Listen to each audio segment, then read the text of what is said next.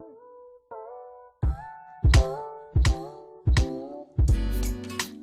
bird sang this song to me. There was a message in its melody. Sweetest lyrics that I ever heard. There's a message in the songs of birds. He said, tomorrow is another day, but living is the only way that tomorrow's gonna ever come. Listen to the words of the song. Everything's gonna be alright. Everything is gonna be.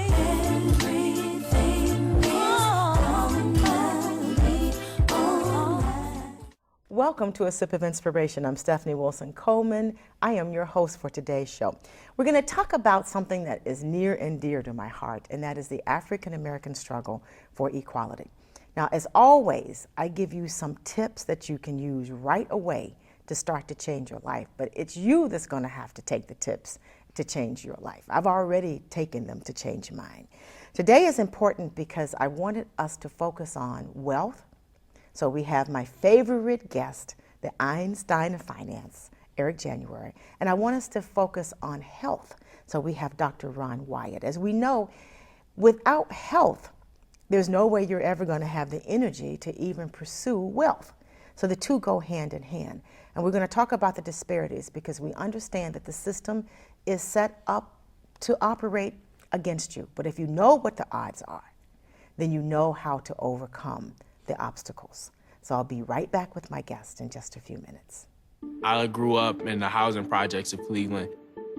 I didn't even know that life could be any better than it was. Education for me has been a way to get away from the agony of what was normal life. I want to be able to impact the community, not just look back on where I came from, but to reach back to where I came from and pull some people up with me. My name is David, and I am your dividend. Welcome back to A Sip of Inspiration. I'm Stephanie Wilson-Coleman, your host for today's show. And joining me for the discussion of the African American struggle for equality is, as I said earlier, one of my favorite finance people, Eric January. Eric is known as the Einstein of Finance, and I'm going to read a couple of things about him. He founded Conduit Investments with the simple premise of helping his clients make sound business decisions with their money and choices that allowed them to fulfill their dreams. He understands that there's a different process for each client based upon the things that they have to encounter, and he makes sure that he has a plan to help you all through it. Thank you for joining me, Eric. Thanks, Stephanie, for having me. I'm excited to be here and discuss the topic with yourself and Dr. Ron. I'm excited about sharing some information and helping people make a better decision with their money and their health. Thank you for joining me. I'm so excited. Yes. And Dr. Ronald Wyatt is new to us, guys, and he's going to be one of our favorites, too, because he already is.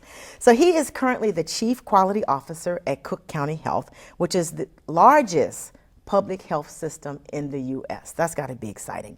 He was previously the Chief Quality Officer at Hammond Medical Corporation, hopefully I did that right, as well as the Medical Director for the Hammond Health Quality Institute.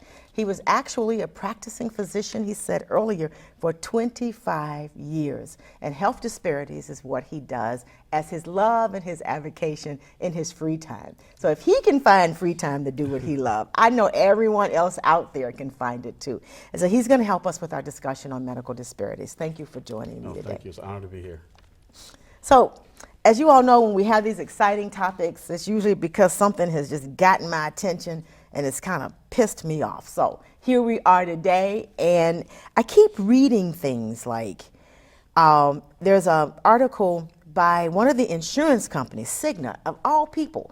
They know that we have an issue with obesity. We have an issue dying from breast cancer, with asthma, with all of this stuff, but there is nothing in this article or even in their research that gives us any clue as to what to look for, how to handle this medical issue.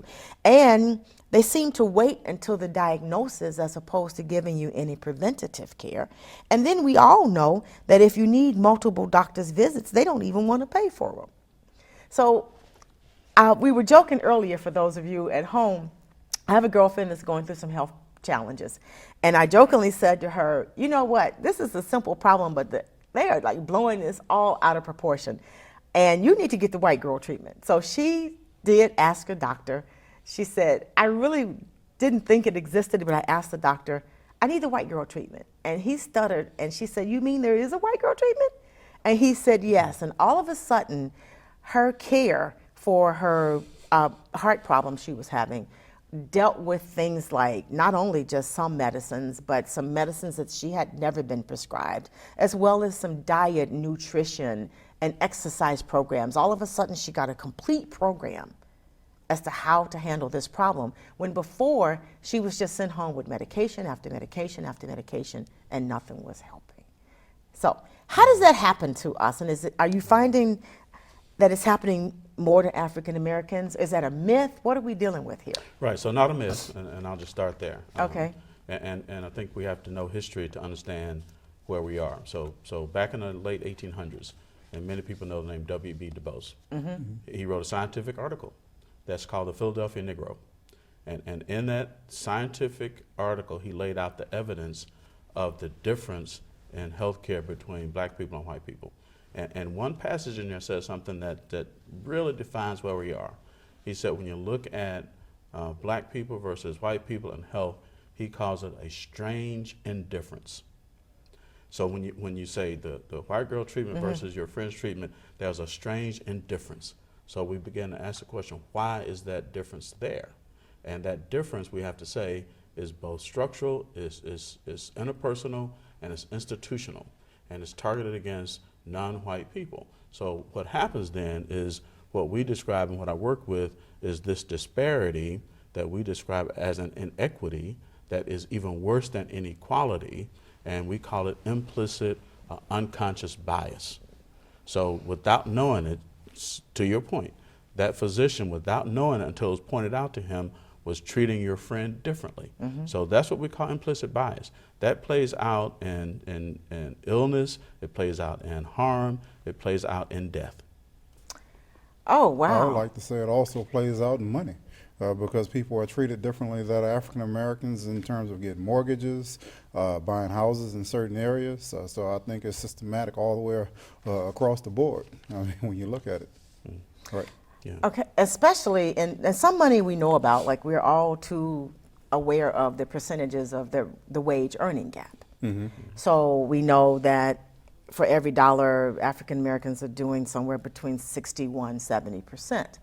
And the thing that always boggled my mind when it comes to that is my mortgage is not cheaper. It's not 30% cheaper.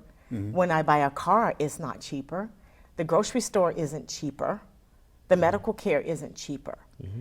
However, people tend to look at you and say, oh, why are you not doing better? Or why did people have debt? Because we hear that in the community. You know, mm-hmm. It's like, oh, you've got to save. Or, mm-hmm. But what do you save mm-hmm. when you're already 30% behind the curveball? Mm-hmm. Mm-hmm. Right, right. Yeah. So how that plays out in health, and they really align. So where that plays out in health, and there's a book that's written by a doctor here in Chicago, mm-hmm. and it is called The Death Gap. Mm-hmm. So if you look at a map of Chicago, down around the loop, the household income exceeds $100,000 per year. If you go 7 train stops west on the blue line to West Garfield Park, household income drops to a bit over $20,000 per year. Wow. So do the math on how much income drops. What aligns with that then is if you go from the Chicago Loop to West Garfield Park, life expectancy drops 18 years. Wow. So you look at the income, you look at life expectancy, and you begin to ask, what are those factors, and what we call them is non-medical determinants or the social determinants of health, mm-hmm. which is concentrated poverty, it is inadequate housing, it's poor education, and a lot of other factors that play in the communities mm-hmm. that expresses itself in premature death. Mm. Wow. So. Wow. So we want to address poverty. One of the things I think we should do is versus just relying on the government to address it. I think that we have to start investing in our own community, because some of these people that are poor, they still need services, but when you look at it, they need retail, they need manufacturing, they need all of the different things that they're buying, but we're not buying it from ourselves. And I think that if we started as individuals investing in our own community, we can start addressing some of these areas that we need, and communities that are poor can all of a sudden start flourishing. Because right now we have a cycle of dependency where we're depending on other people to provide our goods and services, and a few of us to do well. But then you have a majority of people that are not doing well, and then as a result suffering because they're not getting the same sort of health care, because maybe they can't afford a better insurance, or maybe they have no insurance at all. And in order to address that, I think that we aggressively have to intentionally start investing with our own community and not just buying the 3,600 publicly traded stocks when there are over 10 million business opportunities out there. So I think that we have to get on the ball, because these issues are real, and it's costing people their life. So do you think we don't invest in our community because of some of the historical happenings? Because every time we invested in our community, those businesses or communities were burned down. You can go back to the 1800s, and especially in the early 1900s, where there was the magic cities, and there were I mean, Rosewood, Dallas, all over the country. It's like once you see that African Americans are just living among themselves, investing among themselves, all of a sudden the community is burned, or as they do in Chicago, all of a sudden the housing is not up to code, and then they take it back, and then give them 6 months and there's $1 million condominiums. So how do you individually combat that? It seems to the average person listening, it seems to be bigger than them. Yeah, I really think that in the past that was certainly an issue, and I believe it probably still is an issue, but that shouldn't prevent us from actually doing the right thing and investing, because I believe particularly with this, what do they call it, generation, not Generation X, but this new generation that outnumbers the baby boomers. They think totally differently from other people. They're thinking about the environment, they're thinking about equality, a lot of the things that were built-in prejudices before. They sort of disregard some of that stuff, in my opinion, just looking at my kids and looking at other people from, I think, the Generation Y is what they call them. And we got Z's now. So. Right, Z's, right. Yeah, we have Z's now. Right. Born 1995 to 2000. We got Z's now. Right. Yeah. And I also don't know that it's just a black thing anymore, because there are so many poor Caucasians and poor ethnicities. It's about the wealthy versus the non-wealthy. And but we do have here in Chicago very black areas that have concentrated areas of poverty. Although they've torn down the projects, people have moved from State Street out to South Shore, which has the largest Section 8 housing certificate number in all of Cook County. So I think that we still have to intentionally put our money to work and address these issues, because I think there are a lot of opportunities, and we just can't have people living in abject poverty and waiting for somebody to come save them. Because I also think it's part of the slave mentality, where we work and we allow somebody else to get all of the benefit from it. And that's what it was with the slave master, but yet we're doing it now, where we're working, we're allowing Arabs, we're allowing Polish people, we're allowing everybody to get the benefit from all of our labor, but we're still on the short end of the stick. Well, I never thought it was about race. I've always felt like it's about money, the rich versus the poor. Race is just an easy card to play, because if you've got to separate the poor people, then you've got to have one group thinking that they're better than the other group, and you perpetuate that, and then it just makes you eager. It just makes it easier for you to come in and conquer the wealth of all of the poor people. Right. And I don't know that we understand that game, but then as it plays out in health, there's just information I found that I have great insurance, but even with that, I find that indifference. Right. So I think we need to think through that, and Okay. I will be explicit about it. In this country, and I would say even in Cook County, race is an independent risk factor for premature death. Wow. It does not matter what your income is. It does not matter if you have the Blue Cross Platinum card. When we go into health care, something different happens. Yes. When you look at the maternal mortality rates in Illinois, they're 6 times the national average. that cuts across every income and education level. When you look at what happened even to Serena Williams during her birth process and how she could have been killed by the health care, we will all agree that Serena Williams got a bunch of money. Got a bunch of money and well known. Right. When you look at who gets a heart bypass, it doesn't matter about your income. When we look at the difference, it's a racial difference. So a black man that has a college education, a white man that has a college education, and the doctor says to one white patient, you're going to get a bypass. Black guy, we're going to give you some medicine to treat you medically. That is a difference. We need to understand why that difference keeps happening. We also know that more black diabetics get amputations. We also know that black men who have prostate cancer tend to get more testicular surgery to remove their testes than they get treatment for their prostate disease. So we've got to start to think about why are these differences existing, and they cut across income. Again, they cut across education, they cut across where you live, and it comes down to something in the system that's designed to get these different outcomes. And when we look at it, we talk about this implicit bias, this unconscious bias, it's stereotypes, it's prejudice, and at some point we got to deal with, in the healthcare industry, structural and institutional racism that plays out in the exam room, that it plays out in who gets surgery and who doesn't, who gets one treatment plan and who doesn't. And we got to understand that. Part of my work is to understand why that difference is and look at changing it. So to eliminate healthcare disparity, then we got to talk about what is it that's inequitable about it,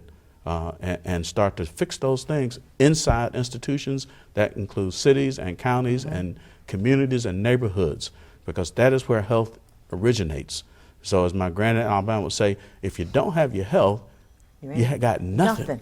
You got nothing. So That's you right. cannot invest if you don't, if you're not healthy. Right. So we got to understand and try to level this playing field. And I'm just adamant about, until we address racism in the healthcare system in this country and in other countries that I've been in, it's going to be a challenge. And part of that is back to your friend. I have to go back to that. If I want to be healthy, doctor, don't stand in my way. Don't put barriers and constraints in front of me. That's the inequity. And until you point it out to that doctor or that nurse, that how you talk to me, how you look at me, how close you stand to me, how I'm treated when I call in to get an appointment matters. It matters to me. So start to talk to me about what matters to me, not about what matters to you, doctor or nurse. Right. So we got to talk about that, and we got to understand it, and we got to reverse it. Yes. And I've had 2 health experiences in my life where I knew race was an issue. So I made sure the doctors understood what my expectations were. And then I threatened to contact the insurance company to tell them they weren't going to get paid too. And it was totally different, down to, like you said, is how they greet you when they come in. So, it was just totally different. So we're going to take a break right now. We're going to talk more about that, because we have got to figure out today what tips and things we can let our listeners know that they should start doing and what they should expect, because that's a way to change the system. So while we have you all working on the outside against the system, we can have people who are actually in contact with the individuals in the system every day, demanding what's rightfully theirs. Sure. So we'll be right back. I want you guys, if you're like me, you're already taking notes.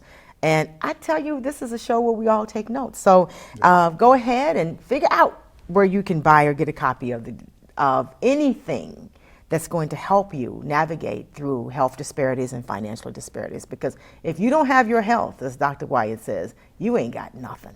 So we'll see you shortly. Right.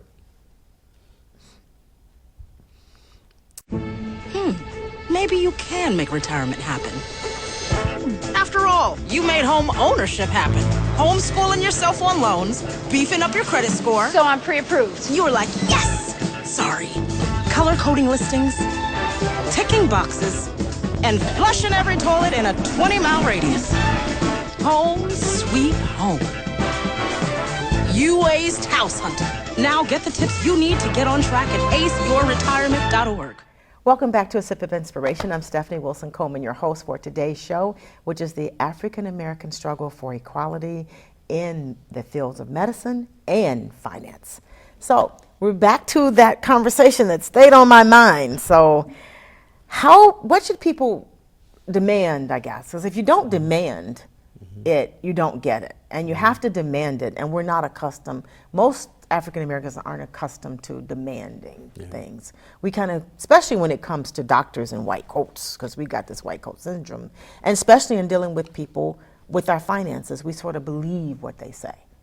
So what should we start to demand from the time we see our doctor through our treatment? Because you may not want to do it the Stephanie Wilson-Coleman way, because I can be adversarial. Right. So I think, and we do have to think about the solutions and how we can become more activated in our own health. So I think we kind of all know the saying: if you teach a man how to fish, then he will be fed for a lifetime.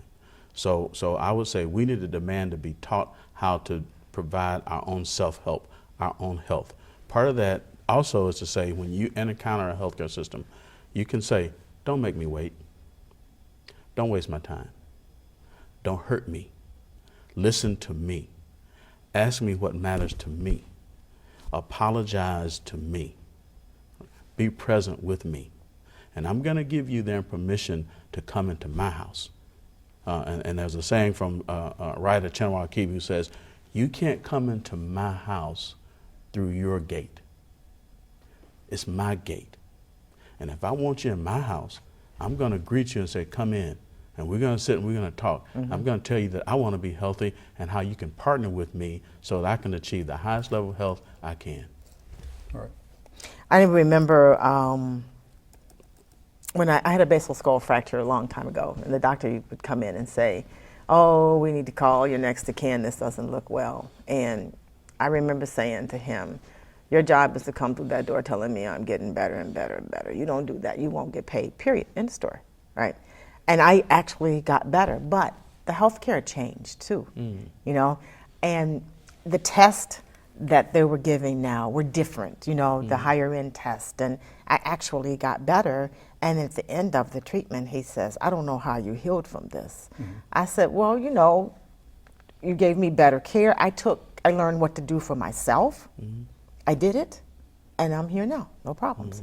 But a lot of times, you're right, they don't talk. My gynecologist used to say, I asked, why do you spend so much time with your patients talking? He says, the 20 minutes I spend with you talking about what you did this week, what you did since the last visit, I know now what's actually wrong with you. He said, because you've already been on WebMD and every website you can go to, so you've already got a diagnosis. And he used to ask, what do you think is wrong? You know? And why do you think that? And he was never wrong. And his treatment sometimes, I remember when he says, gosh, your blood pressure is really high. And then we talked about stuff, and he said, oh, so you drink the energy drinks? Okay, well, you need to stop. Okay? You went to Popeyes for lunch, you can't go there anymore. You know, no, medicine just cut out the stuff, and we didn't have a problem again. And what we say in healthcare is we say, that's being humble. So we call it cultural humility, especially as it relates to black people. White physicians have to learn to humble themselves before their patient and listen. And I was told in St. Louis when I was in training by a wonderful older black physician, Dr. Venable. He was 90 years old when he gave me this advice. You think you know everything, but you don't. So when you start to see patients, listen. They're going to tell you what's wrong with them. And he said, all you got to do then is say it back in some medical words, and they're going to think you're the smartest doctor ever. And they already told you what was wrong. Right. One of the things I've learned from this conversation on and off air is I believe that we should change our expectations, because the doctor corrected me when I said that genetics has a large part to do with our health, because I was thinking about how I have some uncles that were basically had high blood pressure since they were kids. But he said it's a very small part of it. And I think that we probably need to change our expectations, because, as you said, some people say, oh, my whole family has diabetes, and so they're probably thinking that they're going to get diabetes. Or my whole family has high blood pressure, so they're thinking, I'm going to get high blood pressure. But it doesn't sound like that's the case if we take care of ourselves. No, it's not the case. In Alabama, you know, folks will say, well, I'm gonna have blood pressure and sugar because my family, we're all just big bone people. And you hear that. Well, we know that 30% of health is just somehow genetic. And quite frankly, back to the earlier point, we don't even know what race is. It's an illusion and a construct. So when we start to assign race, we don't know what it is. It's a set of things that have been put in place to block us from being healthy. So the rest of it become behaviors: where you live, education, income, your community safety, jobs. We know that hunger. We know there are food deserts in Chicago. Healthy food matters. It matters as a part of our health. Right, and being physically active. I mean, not just sitting in front of this TV, which you're watching this program right now, but you can actually be on a treadmill watching the program. So you don't have to just be sitting down and being inactive. You can be doing something to accelerate your heart rate and keeping your blood pressure down and combating type 2 diabetes by getting some of that sugar out your system by burning it off. And if you can't afford a treadmill, you can actually run in place, and you can actually walk around from place to place. And if you don't want to do, I even tried this, trying to get my steps, right? So I says, well, there's a couple programs I really like. So during the commercials, I just ran in place, you know, and it's like I got more steps in that day than I actually didn't have to consciously think about it. So we do need to get moving. And I never believed that, I didn't know this medically, so, because I'm a different kind of doctor, so I'm a PhD doctor, but I always believed that things happen based upon what you believe to be true. So if you believe genetics is going to harm you, genetics will harm you.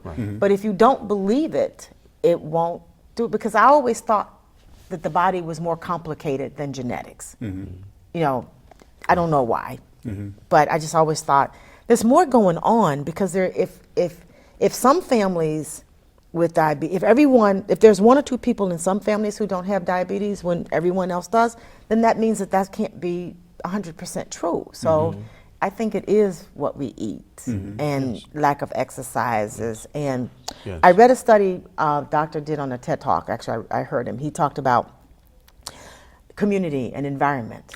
And green space, the importance of green space. And he had a patient, and she had been through the whole health system in Boston. They could never figure out what was wrong with her, but she was sick.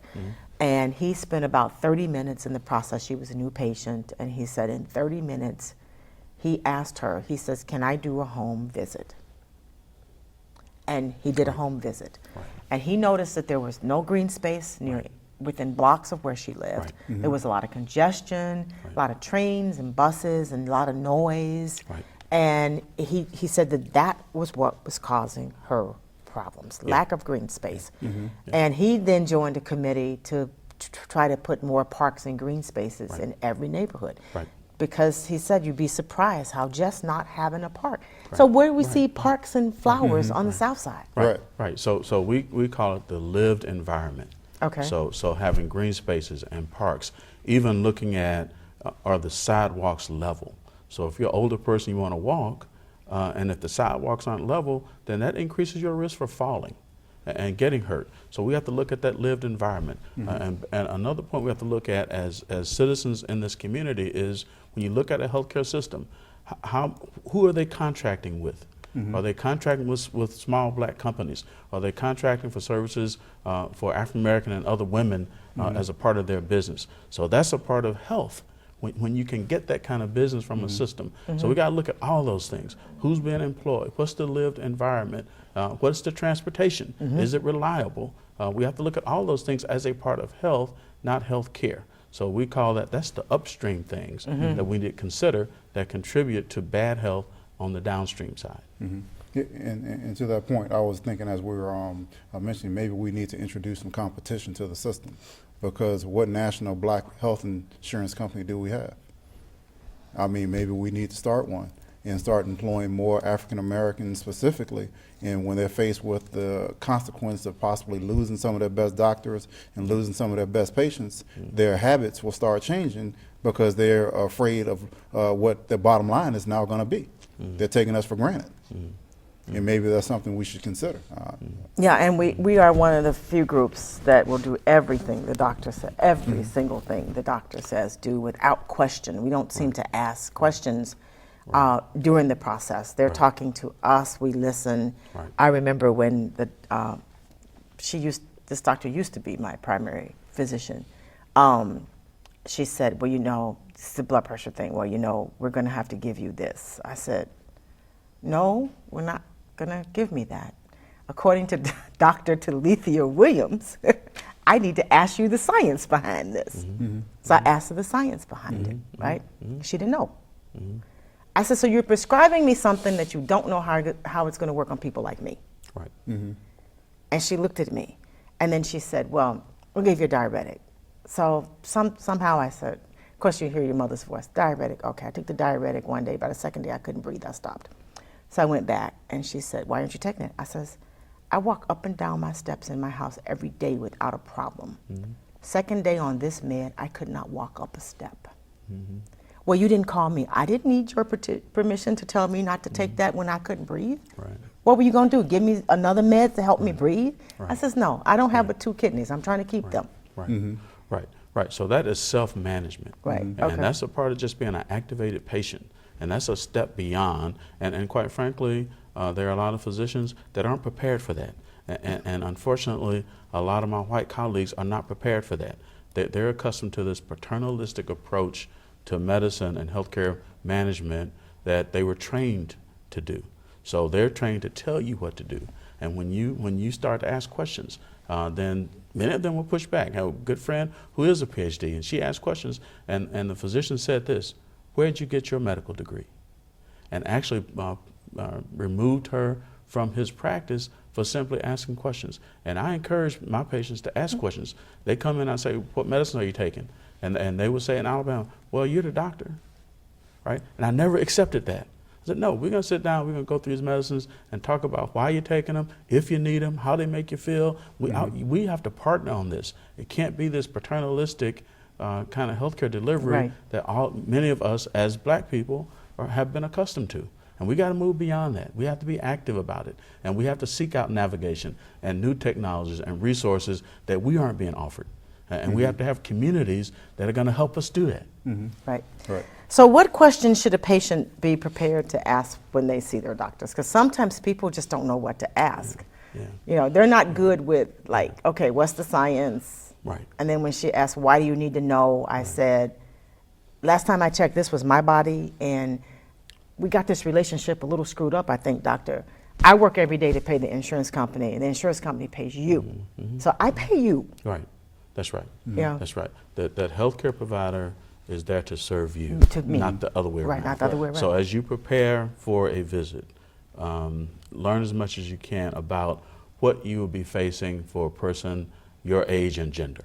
What are those things? Because what we need to focus on, again, is upstream things that prevent diseases. So you can find, well, what is, if I'm 45, what are the things that a 45-year-old person need to prevent?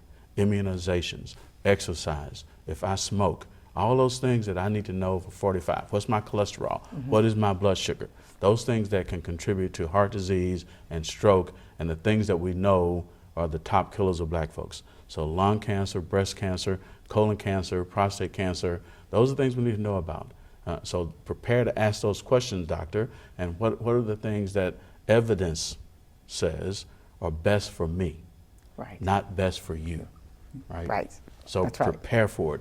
Be a partner in the healthcare system, not just the receiver of what someone else is telling you, 1, 2, 3, go do. Right. And you need to do that, whether you pay for your own private insurance or whether you have Medicaid or Medicare. Girlfriend, I have a girlfriend that's on Medicaid. She says, well, I'm on Medicaid. I says, I'm sorry, but the American taxpayer is paying for that. I says, remind the doctor he gets paid in dollars and not rubles. The method of payment doesn't change because it's Medicaid, okay? Right. All right. He still gets paid. And he gets paid faster, so you need to remind him of that. Right. So with that, we're going to take a break. I want to come back and talk a little bit about what finance. Eric and I always talk about what people need to do differently, because now this is a total change to how we need to take control of our life. I always say that there's several things that control our lives that we don't discuss. Health, money, and sex. And we do all of that, but we never talk about it. So we're going to talk about 2 of those today. So for those of you listening now, I want you to stay put. We'll be right back. If I got to go to college, oh my goodness, I like discovering new things. You get to see what works for you and what doesn't. That helps you evolve as a person. You get to make like a supernova of skill or talent or whatever it is. I've always wanted to go to college. I just feel like that's my destiny. My name is Queen, and I am your dividend. Welcome back to this invigorating conversation on A Sip of Inspiration. We are discussing the African American struggle for equality as it relates to finances and to health. Now, you have learned a whole lot about health, so I actually expect you to do that. I expect you to, if there's any element, I expect you to have notes about what you're experiencing so you don't forget. Don't trust your memory, because you're not going to remember that you was nauseous at 3 o'clock yesterday, okay? I want you to write that stuff down so that you know what you're talking about, and then I want you to insist that you have a conversation with your healthcare provider. And don't be afraid to change providers. I mean, it's like you're paying for it anyway. And if you need to change your doctor and if it hurts his feelings, oh well. It's better you live and he have hurt feelings than he run the whole conversation about your health and then you die at 47. Okay? So you all know that I'm adamant about that. And that's really easy. You don't have to be confrontational, but you may have to put your foot down, because it's your body, it's your life. And now that we're protecting your health, we need to protect your finance, because it's my expectation that now that you're healthy and you're not spending every dime you have in health care, which I think is a ploy to keep us broke too. So if you have to keep, I swear, I think if you have to take a pill for your heart, then another pill to thin the blood, then another pill to do this, then a pill for the kidneys, then a pill for that, you don't feel like doing anything. And now the pharmaceutical companies have gotten really bold. Some of that medicine is $100, even with your copay. It's like, so they're taking the money out of your pocket as fast as you can make it. And then if you really, really need it, some people can't even afford it. So they're doing it every other day or once a week, which doesn't help either. So it's like this catch-22. So what do we need to do first and foremost on our finances? Because we've got to get our financial act together. Sure. One of the things that I recommend for everybody is just don't assume. Don't assume that you'll be able to retire in peace and security. Do not assume that the stock market is the best place to put your money. Do not assume that real estate is always going to increase in value. Do not assume that an insurance company has your best interest at heart. I think that is, if you just do not assume that everything is going to work out, you have to be proactive about it. You've got to make some proactive decisions about where do you want to be in 5, 10, and 15 years. So if you want to be able to retire in 15 years, don't just assume that you're going to be able to retire in 15 years. Get a plan in place. Because, I mean, often I talk to people and they say what they want to do. It's just like a person that says they want to lose weight. But are you ever going to get around to it? I mean, you can want to lose weight, but if you don't actually get out there and start exercising and monitoring your diet and reducing your calories, you'll never lose weight. So, and it's the same thing with wealth. If you want to accumulate some wealth and you want to actually leave an inheritance to your children's children, you have to do something about it. You can't continue to rent an apartment. Go out and at least buy a house. And even if you're paying a monthly mortgage on it, if you just have a 15-year mortgage, a 30-year mortgage, and if you continue to make those payments, eventually you'll own that house, so long as you pay the real estate taxes, which is another issue in Cook County, because you really don't own the house. If you have to pay taxes, otherwise they'll take it from you. So, but there are things that you can do to be proactive, and my number one warning that I give to people is just don't assume, because I've seen it too often. Say, for instance, with the stock market, people will say that, oh, yes, my portfolio is doing well. And I ask them, well, how much money did you get? What kind of dividends did you receive? I didn't get any dividends. So, like, how's your portfolio doing well? Because they're talking about their financial return on investment. I say, well, that's not a return on investment. The stock price has gone up, but you haven't received a dime in dividends. That's foreign. One of the things that I teach people, if it doesn't make money, it doesn't make sense. You've got to be able to generate some sort of cash flow. Whether you are working or whether you're retired, you're going to need something to pay your utilities. You're going to need something to pay for your children to go to school. You're going to need something to pay for whatever household emergency you have. And if you have an investment that's speculative, like the stuff that's in the stock market, you may have to sell it when the stock market is down. So now you're faced with a loss. Nobody wants to lose anything, but you put yourself in a position because you're dealing with speculative investments. So don't assume anything. That's my number one piece of advice. We're talking about health as well. Don't assume that you're going to be healthy. Just because your mother lived to be 100 and father lived to be 100 and you got longevity, but you're doing everything wrong.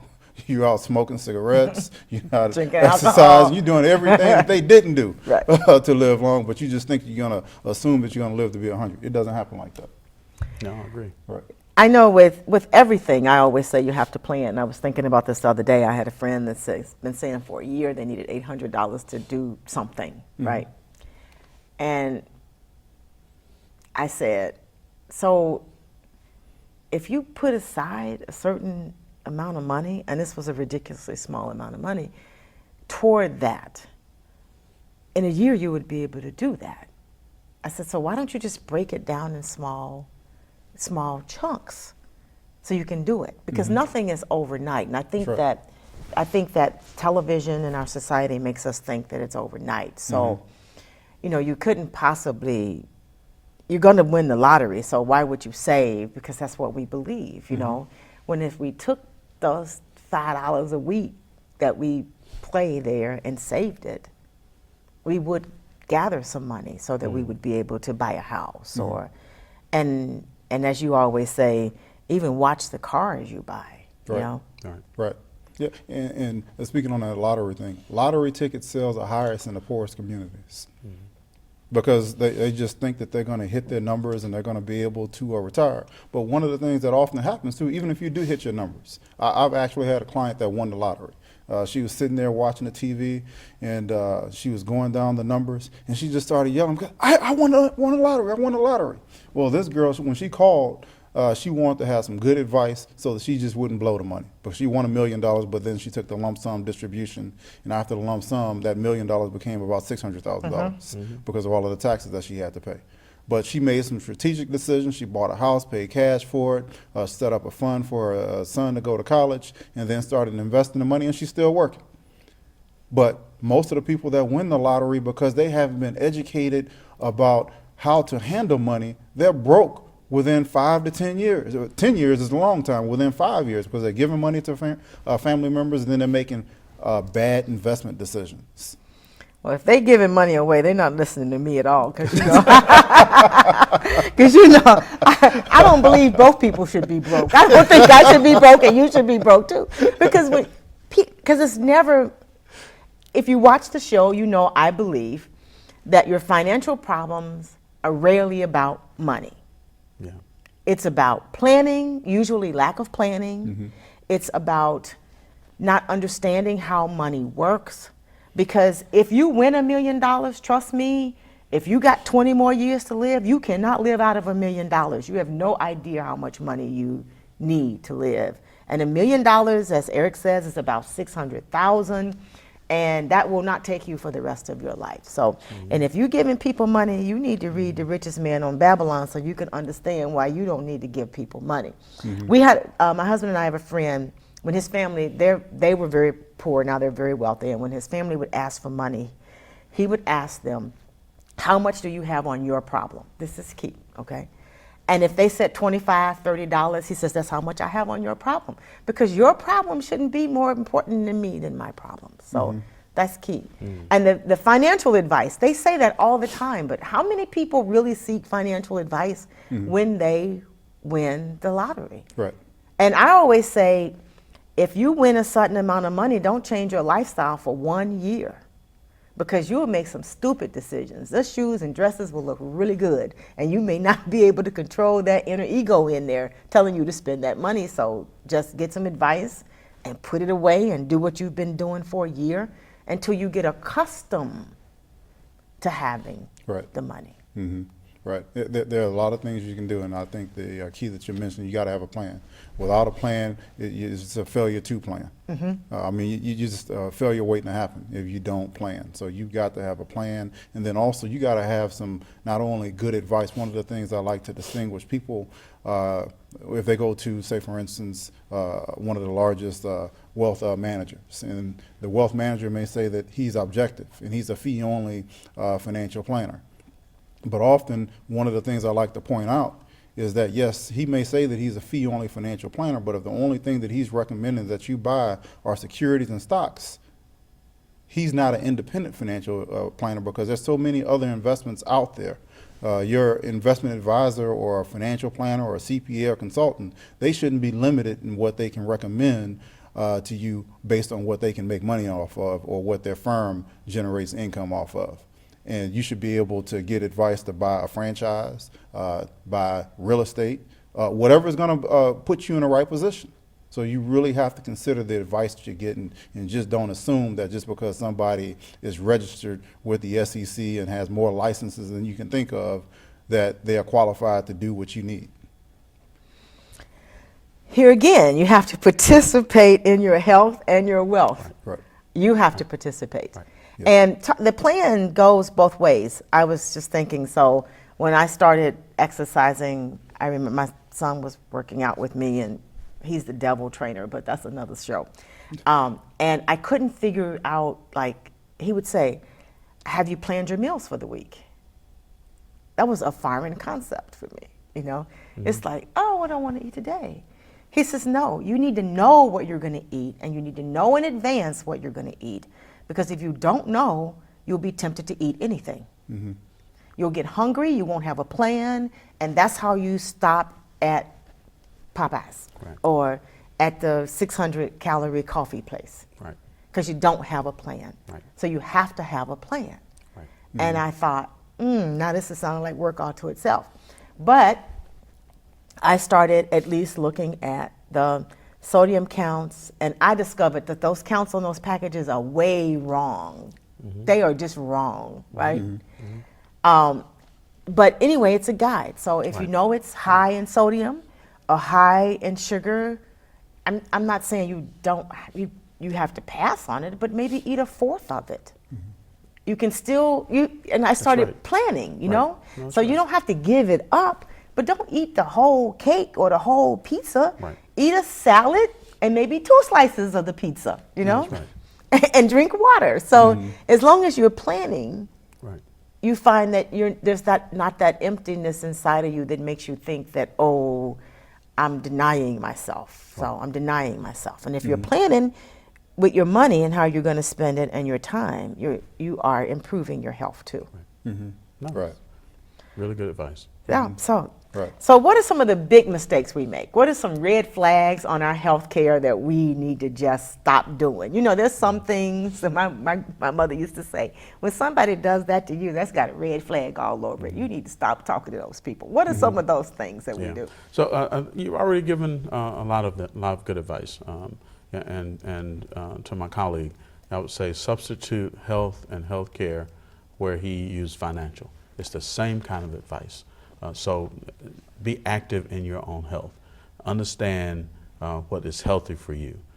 We already said that 30% of health is genetic, another 10% is environmental, the rest of it is behaviors and social conditions. Wow. So focus on behaviors and social conditions. My country cousin in Alabama who most are overweight and now have type 2 diabetes, back to your point, they learn that they can eat the same foods they've been eating all their lives, just less.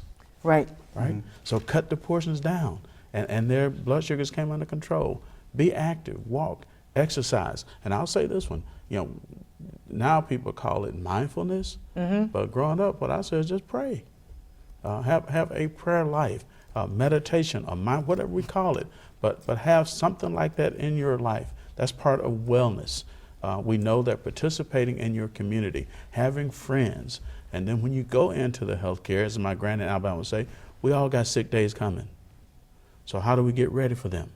So when you engage with the healthcare system, ask, how do I stay healthy? What are the preventive measures that I need?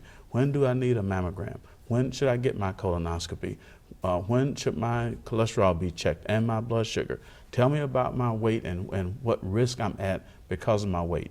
Whether a person's overweight or even underweight. Underweight, right. So underweight, we don't talk about enough. But you can be underweight enough that it impacts your health. So being knowledgeable, being prepared, being active, those are the things we need to do. Change your environment where you can change it. Improve your social conditions where you can improve those. And we can stay healthy, but we know we got sick days coming. That's right. Oh, that is such a great point. Right. So we're going to take a break, and we'll come back to your advice, and then we'll talk a little bit about mindfulness. That seems to be my specialty here. So you guys stay with us. Of course, I know you need more paper by now because this is good stuff. This is how you can change your life and your finances. And as I always say, these are no-cost tips. They don't cost you anything. It doesn't cost you anything to walk more. It doesn't cost you anything to actually eat smaller portions. It's stuff that you can do right now within the power that you have. So we'll be right back.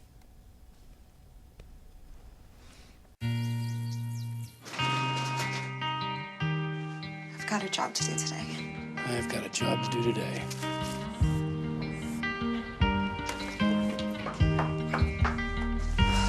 Have a good first day at work, Mom. Your donations to Goodwill fund job training programs right in your community. Feels good to start fresh, right? Sure does. And like that, you're a job creator.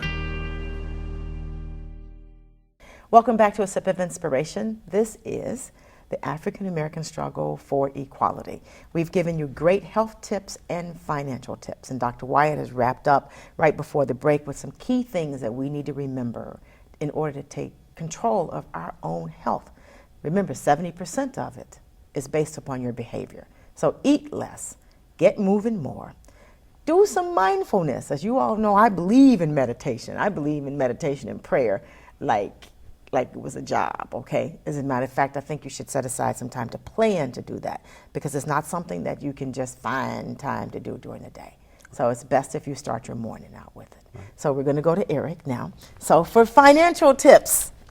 All right. So Now, got to be easy things they can do. I just want to leave on this one particular point. Okay. And it ties into health and wealth. I've been diagnosed with gout. I've had two experiences of gout. You know, I've always taken care of myself, always watch what I eat. But in this one particular episode, I went to the doctor. I thought I had twisted my ankle jumping off my tractor because, you know, I have a little farm. Jumping off the tractor. And he said, no, I don't think that you hurt your ankle. And turns out, he said, I think you have gout. And I had never heard of gout or anything like that. Don't drink alcohol, don't eat red meat. But back in college, I stopped drinking red meat. Here I am, an athlete, and I started really watching what I eat because I didn't like the way the red meat made me feel. And it turns out, back then, at 19, 21 years old, I had gout then. But I listened to what my body told me, and I stopped eating red meat and started eating more fish and started eating more vegetables and things like that. I believe that we have to listen to what our body is saying. We will also have to listen to what our financials are saying. We have to put our expenses, get Quicken, QuickBooks, or whatever, put it on the spreadsheet and listen to what our finances are saying. Maybe they're telling us we need to cut back. If we're always broke and don't have enough money, that's just the symptom. What's the cause? Right. Maybe you're going to Starbucks too much. Maybe you're going to McDonald's too much. Maybe you don't need to go out and eat every Friday. Maybe learn how to make a pizza versus buying a pizza. And start just doing some things constructive where your family is involved, having a little more fun, and you're keeping some money in your pocket. So I believe that we have to listen to what our body is saying the same way we have to listen to what our finances are saying. And then we can actually be healthy as a result. Because I had that one, I don't know if you ever had gout, man. That was the most painful thing. It's extremely painful. Yeah. It is. I have some holistic remedies. But anyway. Well, I've only had 2 episodes, and it was due to yeast that time. I was eating yeast in my waffles, homemade waffles. And that's what triggered it. Oh yeah, and too much yeast all around is just not good for you. Right. So, Right. And sugar too. We must watch sugar, and sugar is in everything. Right. So when you get something that says it has no fat, that means they've loaded that sucker with sugar. You better off having a little bit of fat instead of maybe 2 ounces of fat instead of the 16 ounces of no fat, because that will get you. Right. So with that, both of you all have keyed on something I talk about all the time: mindfulness, listening to your body. And I believe that your bills are your financial counselors. I believe that your debt is here to let you know exactly what you need to pay attention to. And there too, you need to know what your triggers are. So we have triggers all over the place. So if you find yourself craving something, there's an emotional thing going on also.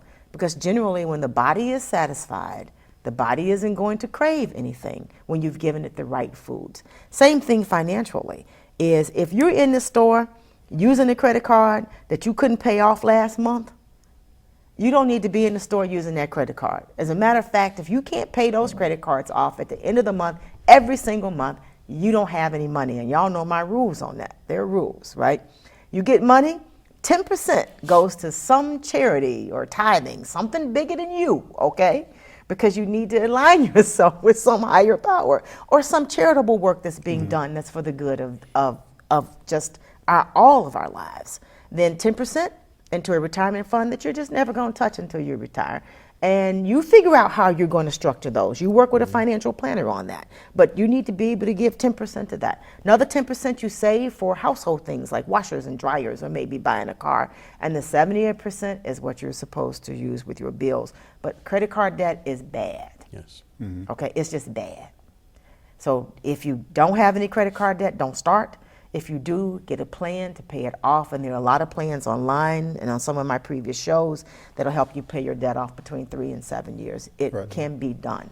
Yeah. And then even with that money that you're saving, that 10% for household stuff, maybe you want to start doing some other income stuff, especially if you're over 40 and you don't have any retirement at all. You got to now run to catch up. Right. But to run, you got to be in good health too, okay? So you can't be battling finances and health problems because you will never have any money. So I want you to use mindfulness as a key in order to get in touch with what's going on in your body if you're never quiet. And there's a lot of research about the benefit of mindfulness. So that's sitting still. And people say, oh, where my thoughts are running crazy. Well, you have thoughts. That's what you do. You're a thought being. So you just thank the thoughts, as I tell you to do, for the information they've given you, but still stick with your 15 minutes a day. Also keep a gratitude journal because often we don't remember how grateful we are. And do some forgiveness because we rack up a lot of experiences in the course of a day that make us angry. And anger will raise your blood pressure, will cause a stroke, and all of that stuff. So see, you owe it to yourself to take care of yourself in every way possible. So I want to thank our guests, Dr. Ron Wyatt and Eric January, for being here with us today to help us understand that our health and our finances are something that is in our hands, something that we can control. We do not have to be at the mercy of doctors or even financial planners, that we have what we take. We are important.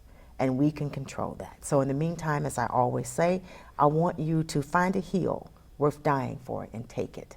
I want you to make today so awesome that yesterday gets jealous. I want you to not go into that good night, and I want you to remember that life is too short to drink cheap champagne. I'm Stephanie Wilson-Coleman, the Empowerment Doctor, and of course it has been my pleasure. You all have a great day and a fantastic life.